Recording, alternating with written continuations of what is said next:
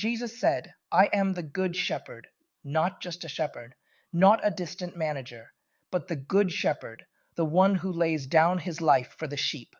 This may be one of the most powerful pictures in all of Scripture, because it shows us how Jesus leads, not with fear, not with force, but with love. A good shepherd doesn't chase the sheep, he walks ahead of them. He doesn't drive them with pressure. He calls them by name, and they follow him because they know his voice. This is leadership at its highest level. Jesus doesn't use control, he uses compassion. He doesn't manipulate behavior, he builds trust. And today, I want to ask you, in your family, in your business, in your ministry, are you leading like a shepherd? Or are you just managing people like numbers? In the world of business, we celebrate people like Howard Schultz, founder of Starbucks. What made him different? He said, "We are not in the coffee business serving people. We are in the people business serving coffee." That's shepherd leadership. It's about knowing people, listening to their hearts, sacrificing for their growth. In history, we admire Abraham Lincoln. Why? Because when the nation was broken, he didn't fight to dominate. He fought to heal.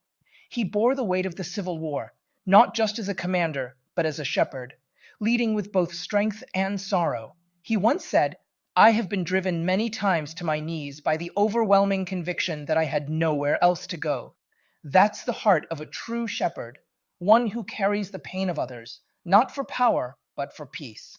In the church, in the home, in the workplace, the world doesn't need more bosses, it needs more shepherds. Men and women who know their people and are willing to lay something down, their time, their ego, their comfort, so others can rise. And yes, this includes mothers.